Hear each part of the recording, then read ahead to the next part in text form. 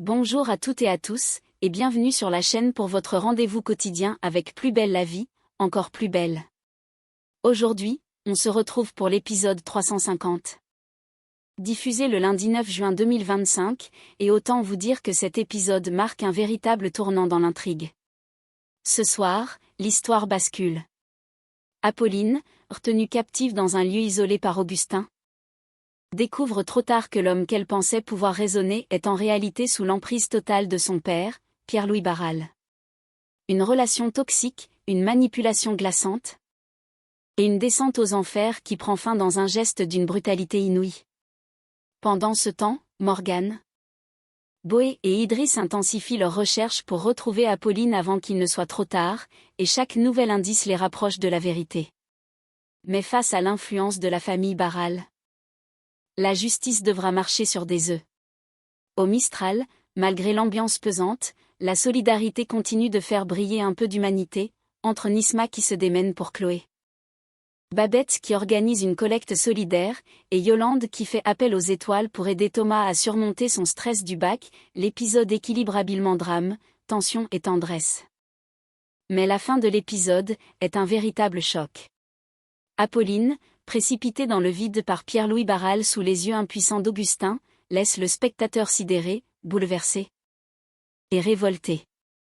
Alors attachez vos ceintures, car cet épisode 350 vous embarque dans un tourbillon d'émotions, entre séquestration, trahison, désespoir et violence irrémédiable.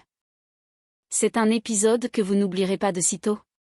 Dans une pièce étroite aux rideaux tirés, baignée d'une lumière terne, Apolline tourne en rond. L'air y est lourd, presque irrespirable. Chaque bruit du dehors la fait sursauter. Elle n'a pas dormi. Son regard cherche désespérément une issue. Augustin entre, un sac de course à la main, le visage tendu. Apolline bondit presque vers lui. « Augustin, je t'en supplie, je peux pas rester enfermée ici. Je veux rentrer. » Il soupire, évite son regard. C'est trop risqué. On attend que mon père donne le feu vert. Elle serre les poings. Ton père ? Mais depuis quand c'est lui qui décide pour moi ? Je veux juste retrouver ma vie. Mon boulot. Mes amis. Ma liberté. Augustin pose lentement le sac sur la table. Son ton se fait plus dur, plus froid. Tu crois que c'est un jeu, Apolline ? On est dans la merde, et toi tu veux faire comme si tout était normal ? Elle recule d'un pas, les yeux brillants de larmes. Alors donne-moi mon téléphone. Je veux juste prévenir quelqu'un. Un silence glaçant s'installe. Puis Augustin secoue la tête. Non. C'est mon père qui décidera quand tu pourras partir. Et là, Apolline comprend. Ce n'est plus seulement une cachette. C'est une prison. Elle est séquestrée. Un frisson la traverse. Elle tente de garder son calme, mais sa voix tremble. Tu peux pas faire ça. Augustin ne répond pas. Il détourne les yeux. Une porte vient de se refermer, au sens propre comme au figuré. Assise sur un banc près du lycée, Nisma tapote nerveusement son téléphone. Elle actualise ses messages encore et encore. Rien. Toujours rien. Son regard se perd dans le vide.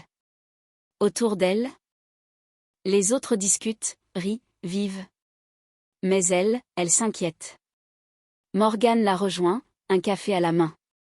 T'as pas l'air bien. Nisma relève à peine la tête, la voix tendue. J'ai pas eu de nouvelles d'Apolline depuis samedi. Elle m'a planté au spa, et depuis, plus un mot. Elle répond pas à mes textos. C'est pas son genre. Morgane réfléchit. Un pli soucieux au front. Tu sais, je l'ai croisée vendredi soir. Elle était avec un garçon. Un garçon ? Tu sais qui ?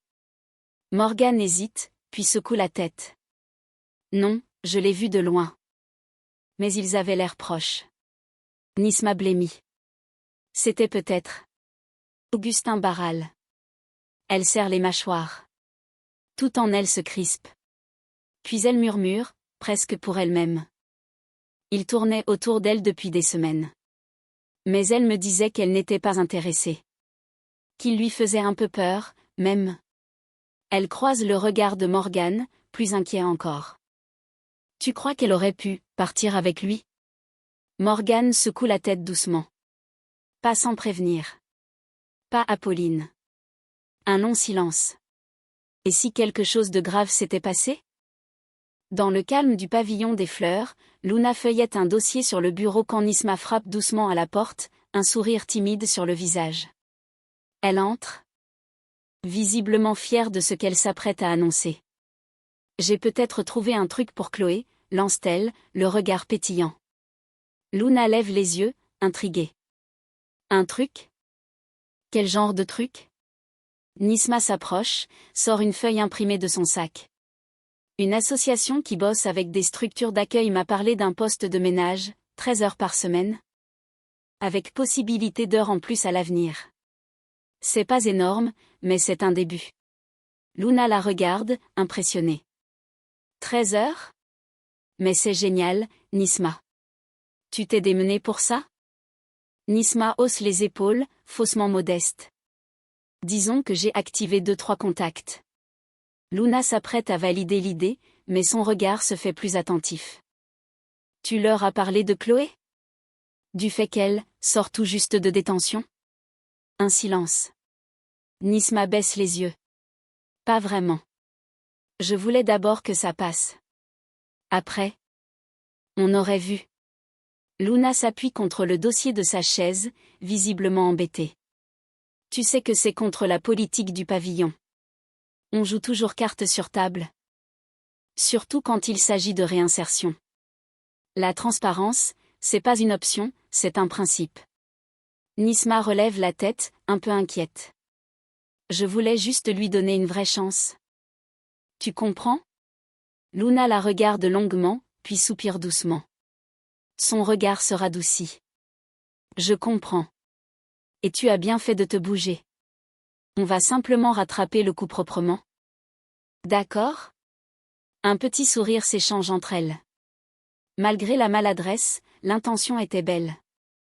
Et parfois, c'est ce qui compte le plus. Au Mistral. L'ambiance est à la fois solidaire et joyeusement animée. Autour du comptoir, une petite table est installée, recouverte de boîtes de médicaments, de crèmes, de compresses. Et de mots griffonnés sur des post-it, bon courage, on pense à vous, tenez bon. Les habitants se succèdent avec des sacs pleins à la main, les visages lumineux.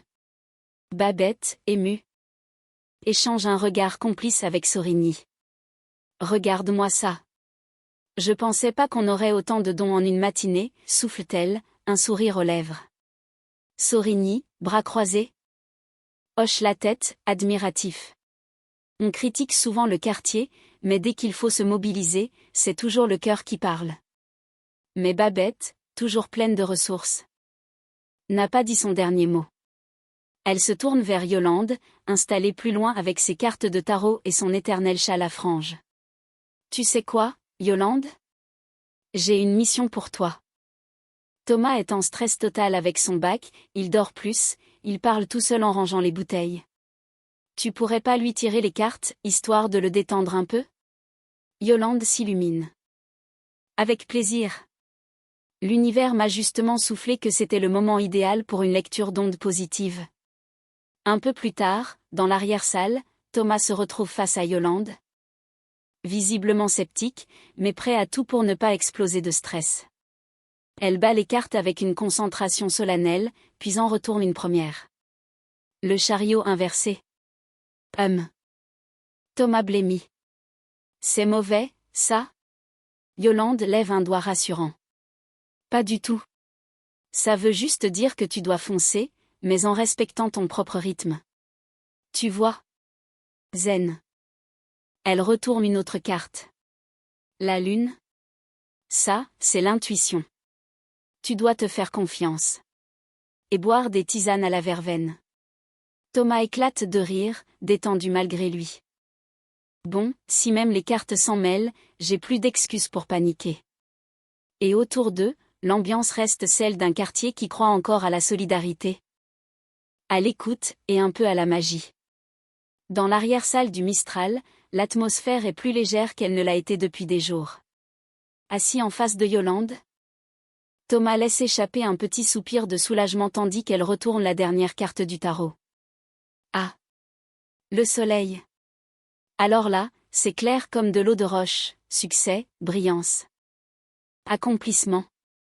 Commente-t-elle avec un grand sourire. Thomas, ravi, s'autorise enfin à y croire. Tu crois vraiment que je vais avoir de bonnes notes?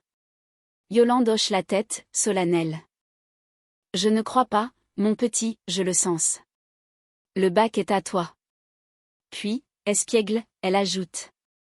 Mais pour que l'univers t'accorde sa bénédiction, il faut une offrande. Une part de chez Essécac bien caramélisée, de la main de Barbara, évidemment. Sinon, l'équilibre cosmique pourrait vaciller. Un peu plus tard, dans les cuisines du Mistral. Barbara sert à Yolande une généreuse part de dessert maison, le dessus doré à souhait. Mais alors qu'elle dépose l'assiette, elle remarque que Yolande semble nerveuse, agitée, l'œil fuyant. Yolande, tout va bien? Yolande baisse la voix, se penche discrètement vers elle. J'ai un aveu à te faire. Barbara, intriguée, pose le torchon. Je t'écoute. Yolande jette un regard autour d'elle, s'assure que personne n'écoute, puis lâche dans un murmure dramatique. J'ai tout inventé. Le tirage était affreux, c'était le chaos total. Des lames renversées, des obstacles, la tour, la lune noire. Une cata cosmique. Barbara la fixe, bouche bée. Mais, pourquoi tu lui as menti? Yolande se tord les mains. Parce qu'il était tellement stressé. Il tremblait, il avait les mains moites, j'ai cru qu'il allait faire une attaque. Je pouvais pas lui dire qu'il allait droit dans le mur? Barbara éclate de rire, à la fois attendrie et désespérée. Et maintenant? T'as peur que ton petit mensonge le pousse à foncer tête baissée? Yolande acquiesce, affolée. Exactement. S'il rate tout, ça va être ma faute. Et l'univers va me le faire payer en me filant un limbago astral. Barbara pose une main rassurante sur la sienne. On va trouver un plan B. Mais entre nous. Le chez Essécac, tu l'as quand même mérité. Elles rient ensemble, tandis qu'au fond du Mistral, Thomas révise encore, gonflé à bloc par une prédiction, qui n'était que poudre d'étoiles. Au commissariat du Mistral, Morgane entre d'un pas décidé dans le bureau de Boé. Idriss est déjà là, penché sur un dossier. Boé relève la tête. T'as du nouveau, Morgane? Elle acquiesce, un pli soucieux au front. Je voulais vous parler d'un certain Augustin Barral. Idriss arque un sourcil. Le fils de Pierre-Louis Barral? L'avocat? Morgane hoche la tête. Exactement. Il est en couple, ou en tout cas très proche d'une jeune femme prénommée Apolline. Elle a disparu des radars depuis quelques jours. Et il se pourrait qu'Augustin ait quelque chose à voir avec ça. Boé se penche en avant, immédiatement attentif. Tu penses qu'il la retient? Disons que quelque chose cloche. Apolline était très impliquée dans une affaire délicate, et elle avait peur. Boé pianote sur son clavier, tape quelques mots, puis lève les yeux vers Idriss avec un petit rictus. Bingo. Augustin Barral. Gosse de riche, école privée à Paris, dossier disciplinaire étouffé. Il a grandi dans les jupes d'un père blindé qui a des amis partout. Idriss lit par-dessus son épaule. Apparemment, il passe son temps à faire la fête, à claquer l'argent de papa. Pas franchement le profil discret. Morgane soupire. Justement. Trop de bruit autour de lui. Mais rien de vraiment concret. Apolline, elle, ne donne plus signe de vie depuis samedi. Boé fronce les sourcils, le ton grave. Si ce type est impliqué dans sa disparition, on n'a pas le droit de laisser passer. Idriss referme le dossier d'un geste sec. On va creuser. Mais avec des gants. Son père a des appuis partout, y compris dans la justice. Silence. L'ambiance s'est alourdie. Morgane conclut d'un ton ferme. Si Apolline est en danger, on n'a pas le choix. Faut trouver une faille, et vite. Au commissariat. Alors que Boé et Morgane poursuivent leurs investigations sur les derniers mouvements d'Augustin Barral, Idriss revient d'un coup avec un élément crucial. Il brandit une fiche imprimée. J'ai croisé les bornages téléphoniques. Et regardez ça, le portable d'Augustin a borné à quelques centaines de mètres de la forêt où Colbert a été visé. Boé se redresse immédiatement. Tu plaisantes? Non. Ça remonte à la veille de l'attaque. Il y est resté un long moment. Un silence pesant s'installe. Le nom d'Augustin Barral commence sérieusement à leur brûler les doigts. De son côté, au pavillon des fleurs, Chloé referme la porte de la chambre d'une main discrète. La joue encore légèrement gonflée mais le regard vif. Elle retrouve Luna dans la cuisine. Luna, sourire rassurant, l'accueille. Alors ce dentiste? Chloé souffle, soulagée. Parfait. Ils m'ont tout pris en charge. Aucun frais. Franchement, merci encore pour le coup de main. Luna sourit, un peu soulagée elle aussi. Et ce n'est pas tout. Grâce à Nisma, j'ai une bonne nouvelle. Une association accepte de t'embaucher pour 13 heures de ménage par semaine. Mais l'expression de Chloé se fige. Son regard se détourne, son sourire disparaît. Du ménage? Elle hoche vaguement la tête, mais son ton est plus froid. C'est gentil, vraiment. Mais je t'avoue que ce n'est pas ce que j'espérais. Luna, déçue mais compréhensive, répond doucement. Je comprends. C'est temporaire. Juste une première marche. Chloé acquiesce, puis profite que Luna tourne les talons pour sortir discrètement son téléphone. Elle s'éloigne dans un coin discret du couloir, regarde autour d'elle, compose un numéro et murmure, la voix tendue. Allô? C'est moi. Il faut qu'on parle. Elle raccroche presque aussitôt. Le cœur battant, l'air plus déterminé que jamais. Dans la pénombre étouffante d'un ancien local isolé, Apolline est assise sur un matelas jeté à même le sol, les mains tremblantes. Les yeux rougis par la fatigue et la peur. Elle sursaute en entendant la porte s'ouvrir. C'est Augustin. Il entre, les bras chargés d'un sac plastique contenant quelques provisions. Apolline se lève d'un bond, la voix cassée par l'angoisse. S'il te plaît. Augustin, je t'en supplie. Laisse-moi partir. Augustin referme la porte et la regarde longuement. Comme s'il ne comprenait pas sa détresse. Il s'approche lentement, dépose le sac au sol. Tu n'as pas à avoir peur. Je t'aime, Apolline. Je t'ai toujours aimé. Ce qu'on vit là. C'est le début de notre vraie vie. Elle recule d'un pas, secoue la tête, le souffle court. Ce que tu fais n'a rien à voir avec de l'amour. Tu m'enfermes. Tu m'éloignes de mes proches. Tu mens.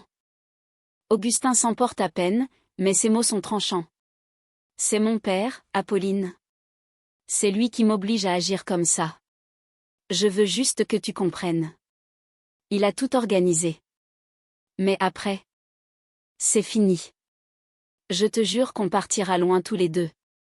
Apolline le fixe, bouleversée. Alors arrête. Arrête de lui obéir. Réveille-toi, Augustin. Il te manipule depuis toujours. Et maintenant tu fais pareil avec moi.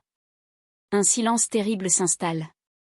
Augustin détourne le regard, visiblement ébranlé, mais prisonnier d'un engrenage trop puissant pour qu'il l'admette encore. Pendant ce temps, au commissariat, Patrick fait les 100 pas dans son bureau. Il est tendu, agité, les nerfs à vif. Face à lui, Colbert reste impassible. Les soupçons contre Pierre-Louis Barral s'accumulent, mais je n'ai toujours pas de preuves formelles. Colbert croise les bras, froide mais concentré. Vous croyez qu'il prépare une fuite? Patrick hoche la tête, grave. Je suis même certain qu'il a mis un plan en place. Il sait qu'on s'approche. Colbert le fixe. Puis prend une décision tranchante. Très bien. Je vais faire en sorte que le juge Garcia reprenne l'enquête. Il déteste Barral. Il ne le lâchera pas d'une semelle. Patrick laisse échapper un soupir. Enfin, un espoir concret de coincer Barral, et peut-être de sauver Apolline. Dans la pièce sombre et moite de la planque, Augustin est à bout. Son regard est fiévreux, sa chemise froissée, ses mains tremblantes. Il se dresse face à son père, l'air désespéré. « Papa, je t'en supplie, laisse-la partir. Apolline ne dira rien. Je la connais. Elle ne nous mettra pas en danger? Pierre-Louis Barral reste de marbre. Sa silhouette élégante est figée dans une froideur glaciale. Il ne répond pas tout de suite. Il observe son fils. Comme s'il évaluait sa loyauté à l'instant même. Tu crois qu'on peut se permettre de prendre ce genre de risque? Tu es encore trop naïf, Augustin. Non. Ce n'est pas être naïf que de vouloir la protéger. Elle n'a rien à voir avec tout ça. Elle ne mérite pas ça. Un silence pesant s'installe, puis le couperet tombe. Lentement. Barral se tourne vers Apolline, prostrée dans un coin de la pièce. Son regard, glacial, tranche comme une lame. Elle ne parlera pas si elle n'en a plus la possibilité. Qu'est-ce que tu fais? Non, papa, non. Augustin se jette devant Apolline, mais Barral le repousse violemment. Dans un geste sec, implacable, il attrape la jeune femme par le bras. Apolline hurle, se débat, supplie. Mais Barral est déterminé. Dans un éclair de brutalité, il l'entraîne vers la fenêtre entr'ouverte du dernier étage. Papa, je t'en supplie. Arrête. Trop tard. Barral pousse Apolline dans le vide. Le silence qui suit est assourdissant. Un souffle, un cri, puis le fracas. Le corps d'Apolline s'écrase plusieurs mètres plus bas, inerte, au sol. Augustin reste figé. Ses jambes cèdent.